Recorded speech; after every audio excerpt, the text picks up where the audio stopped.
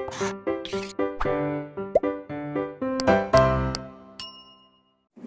Students, कैसे हैं आप लोग। मैं अनुपम एक बार फिर से ब्लूप्रिंट डिजिटल चैनल के माध्यम से आप सभी का वेलकम करता हूं, स्वागत करता हूं और उम्मीद करता हूं कि आप लोग अपने घरों में स्वस्थ होंगे, ठीक होंगे।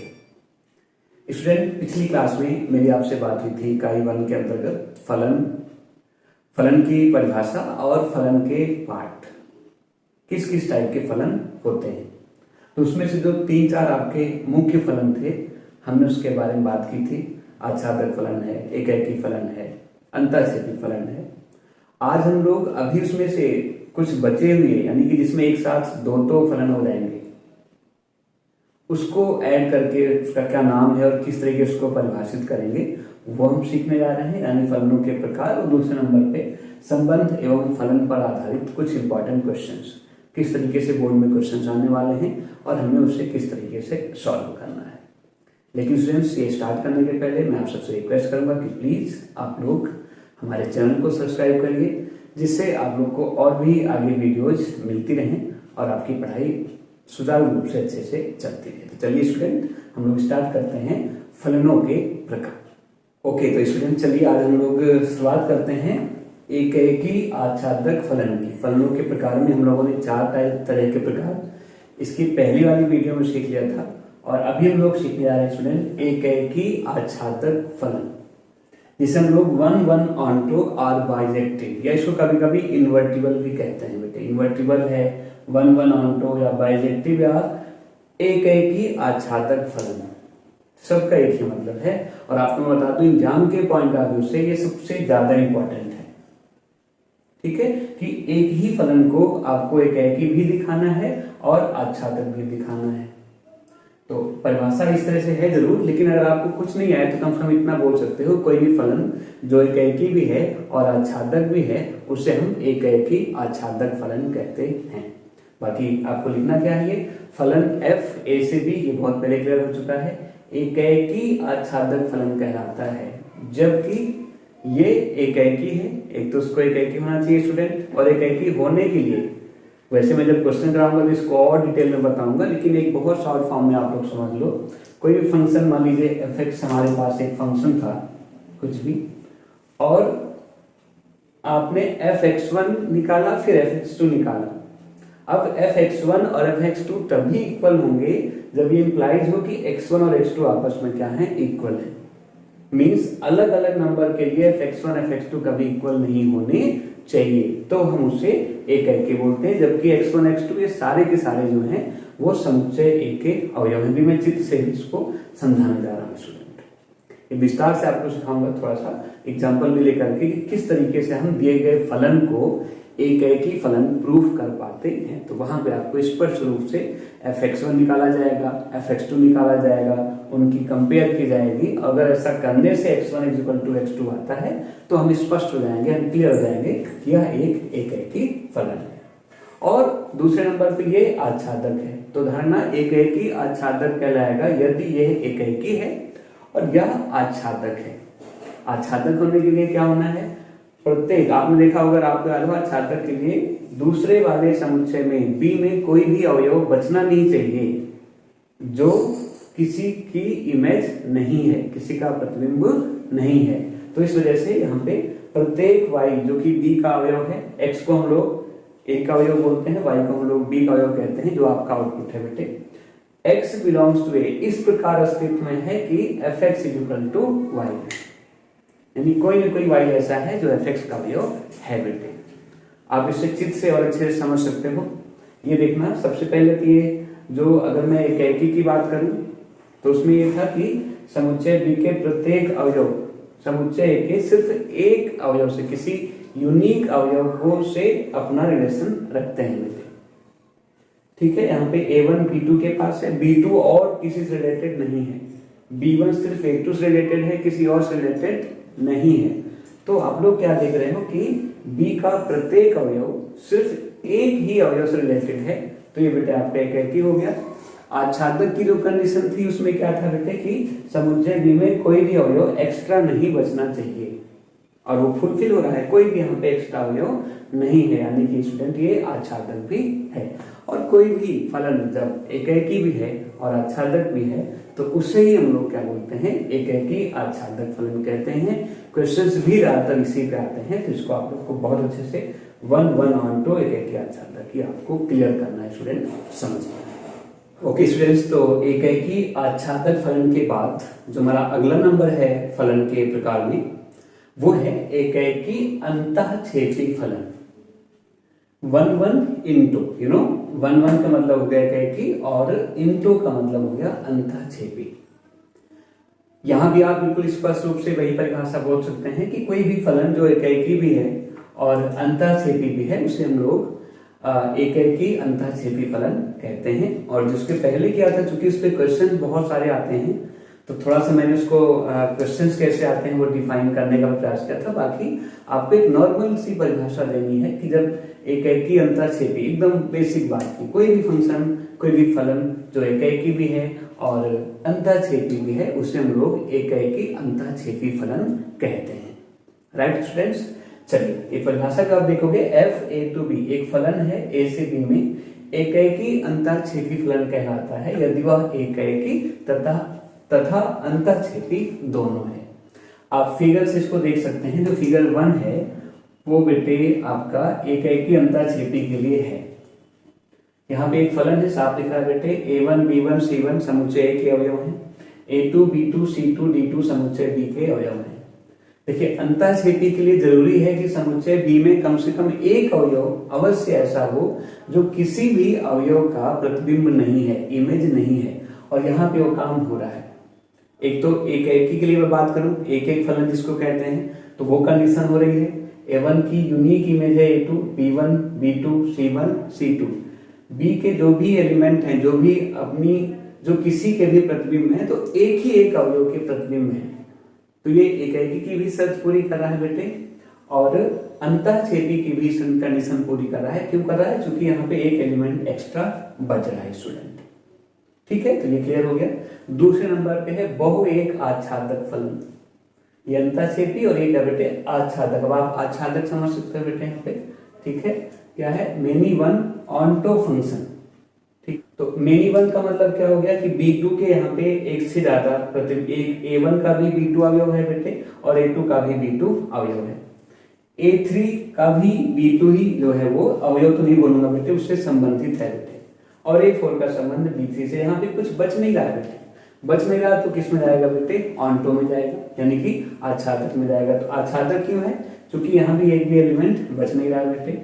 और बहुएक क्यों है? क्योंकि B2 और B2 एक क्या दो क्या बल्कि तीन अवयव का प्रतिबिंब जो है वो B2 अकेला है। तो यहां से आप क्लियर कर सकते हो, फलन f(a)(b) बहुएक आच्छादक फलन कहलाएगा यदि यह बहुएक आच्छादक फलन है। बहुएक एवं आच्छादक है, बहुएक भी है और आच्छादक भी है। ये आपको स्पष्ट हो गया होगा बेटे चित्र से। और तीसरे नंबर पे, ये आपका तीसरा क्या बल्कि लास्ट नंबर पे बेटा, बहुएक अंतःक्षेपी। आप इसको समझ सकते हैं, बहुएक भी होना चाहिए और अंतःक्षेपी भी होना चाहिए। इसके पहले का जो चित्र था वो इसी का हो गया था बेटे। ये आप यहाँ फिर एक छोटा सा बना सकता हूँ इस तरीके से बेटे। ये F है, ये A है, ये B है, यहाँ मान लो A1 B1 है और ये आपका A2 B2 C2 है।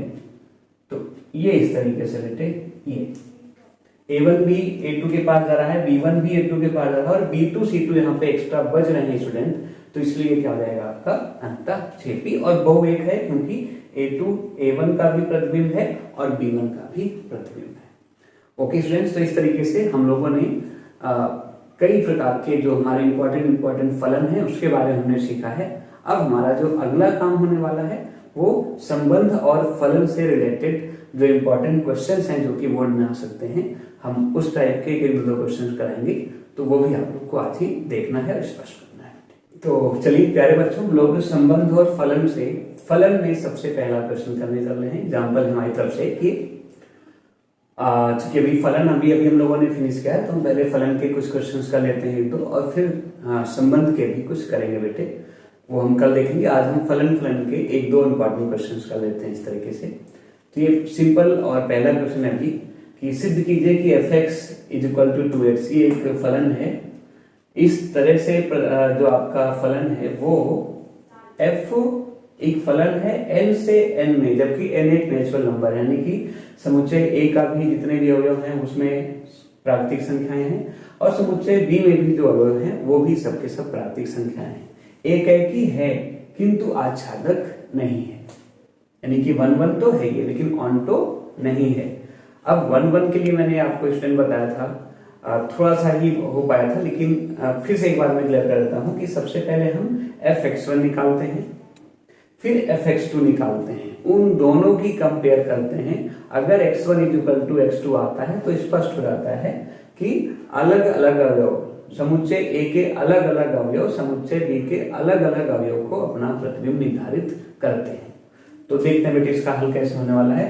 हम लोग क्या करेंगे, सबसे पहले fx1 निकालेंगे, वो कितना जाएगा स्टूडेंट, 2x1, हर बार आपको यहाँ पे रखना है पहले। फिर fx2 निकालोगे आप, fx2 क्या हो जाएगा स्टूडेंट, वो हो जाएगा 2x2। अब यहाँ पे रखते हैं बेटे fx1 is equal to fx2, ये चीज इंप्लाइज करने वाली है कि 2x1 is equal to 2x2, 2x1 is equal to 2x2, right student. 2 से 2 क्या हो गया हमारा कैंसिल, और क्या बच जाता है हमारे पास, x1 is equal to x2।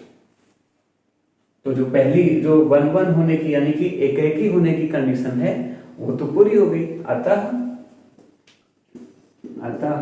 fx एक ही फलन है,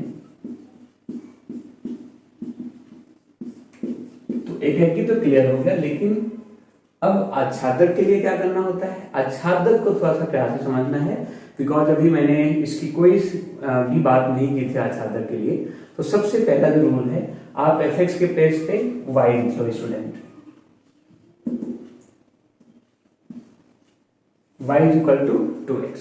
फिर आप x की वैल्यू निकालोगे y की फॉर्म में, इसमें ऐसा हो जाता है बेटे, ये x इज इक्वल टू क्या हो जाएगा, y अपॉन 2। अभी और भी फंक्शन आएंगे, इसे बोलते हैं value of x in form of y। अब इन्होंने बोला है कि ये n to n का मतलब हो गया कि पहला अवयव ही यानी समुच्चय A के भी अवयव प्राकृतिक हैं और समुच्चय B के भी अवयव प्राकृतिक हैं। मींस आप थोड़ा सा फिगर से आप और अच्छे से समझ पाओगे बेटे। यहाँ पे 1 है, 2 है, 3 है, तो यहाँ भी कोई ना कोई अवयव होना चाहिए जो इसके पास आए, इसके पास आए, इसके पास आए। अब अगर मैं y1 रखना चाहता हूँ, समुच्चय B का एक अवयव है 1। अब आप देखना स्टूडेंट, आपके पास x कोई भी ऐसा नंबर नहीं है जिससे कि रखने से y की वैल्यू 1 आ जाए। अगर आपने x1 रखा तो y 2 आएगा, x3 रखा तो y 6 आ जाएगा। यानी 1 जो है, 1 किसी भी अवयव का प्रतिबिंब नहीं है, क्योंकि 1 किसी भी अवयव का प्रतिबिंब नहीं है। अगर मैं 2 की बात करूं तो हो जाएगा, देखना बेटे यहां से, अगर आपने x1 किया तो y2 आ जाएगा, यानी कि अगर ये 1 2 3 4 है बेटे तो 1 2 के पास जाएगा, ऐसे समझना बेटे आपको। ये 1 किसी के पास नहीं गया, 2 रखने से 4 हो जाएगा बेटे, यहाँ पे ये हो जाएगा। लेकिन 1 तो किसी का अवयव नहीं बेटे, 1 किसी भी अवयव का प्रतिबिंब नहीं है, प्रतिबिंब नहीं है। अतः जो हमारा फलन है वो बेटे आच्छादक नहीं है। ऐसे बहुत भी है, 3 x की किसी मान के लिए 3 नहीं आने वाला है, y का भी 3 नहीं आएगा। आप ये नहीं समझना है कि सर x अगर आपने 1.5 रख दिया तो y 3 आ जाएगा। भाई जो 1.5 है वो प्राकृतिक संख्या नहीं है। इन्होंने बोला है कि इसमें सभी के सभी जो अवयव हैं वो कैसे बेटे प्राकृतिक संख्या है। तो इस तरीके से आप इसको, बहुत छोटा सा क्वेश्चन मैंने बहुत छोटा सा एग्जांपल करा, इसके बाद और अभी थोड़ा सा टेक्निकल क्वेश्चन आपके सामने ला रहा हूँ बेटे मैं। लेकिन पहले ये आपको स्पष्ट हुआ कि ये आपका 1 1 तो है लेकिन आच्छादक नहीं। देखते हैं नेक्स्ट क्वेश्चन। चलिए तो प्यारे बच्चों, हमारा अगला एग्जांपल है, सिद्ध कीजिए कि fx is equal to x square द्वारा प्रदत्त या परिभाषित फलन FR2R। ये आप समझना है, पिछली बार n to n था, यानी कि अवयव A के भी सारे समुच्चय A के भी सारे अवयव जो थे वो प्राकृतिक थे और समुच्चय B के भी सारे अवयव प्राकृतिक थे। लेकिन यहाँ पे क्या हो रहा है बेटे, आर फॉर रियल नंबर, वास्तविक संख्याएं हैं। समुच्चय ए भी वास्तविक संख्याओं का समुच्चय है और समुच्चय बी भी वास्तविक संख्याओं का समुच्चय है। ठीक है, ना तो एकाकी है और ना ही वो आच्छादक है। ओके स्टूडेंट्स, तो इसके लिए आपको चित्र से भी समझना है और वैसे भी एक छोटी सी बात समझ जाना है बेटे। क्या यहाँ पे आप देखना है कि एकाकी के लिए fx1 is equal to fx2। पहले मैं एग्जांपल के थ्रू समझा दूं बेटे, आप देखना कैसे कैसे समझ सकते हो। अगर आप f1 निकालो, f1 तो वो क्या होगा 1 का स्क्वायर यानी कि 1। ठीक है, जरा f-1 निकालो स्टूडेंट, f-1 वो क्या हो जाएगा -1 का स्क्वायर, वो भी 1 आएगा। तो f1 भी अगर इसको आप चित्र से देखोगे इस तरीके से बेटे, यहाँ पे ये हमारी बात हो गई बेटे, ये आपका 1 2 3 ऐसे इसमें सारी हैं, डेसिमल में भी है बेटे, 3.5 5.7 कुछ भी बेटे, 1 8 9.8 बहुत सारे, इसमें सारे के सारे रियल नंबर हैं बेटे। तो 1 भी 1 और -1 बीच में है -2, तो 1 भी -1 भी 1 के पास जा रहा है, 1 भी 1 के पास जा रहा है, तो जो एकाकी वाली बात है वो तुम्हारी खत्म हो गई। ठीक है, तो इस वजह से ये एकाकी नहीं है। ठीक है, f1 आपको बोलना भी यहाँ पे है, क्योंकि f1 is equal to f-1 is equal to 1, f1 भी 1 है और f-1 भी 1 है, अतः ये फलन एकाकी नहीं है। ओके स्टूडेंट्स, अब इसी के साथ अगर मैं वैसे करना चाहूं तो fx1 क्या होगा स्टूडेंट, fx1 होगा हमारा x1 का स्क्वायर। ठीक है, fx2 का क्या होगा, fx2 हो जाएगा x2 का स्क्वायर। और अगर मैं इनकी कंपेयर करता हूं fx1 is equal to fx2, तो हो जाएगा x1 का square is equal to x2 का square, means student x1 square minus x2 square is equal to 0। उधर ले गया और ये नेगेटिव हो गया। अब देखना है, अगर आपने आइडेंटिटी याद होगा आप लोग को बेटा, a square minus b square, ये हो जाता है x1 माइनस x2 और बेटे x1 plus x2 is equal to 0।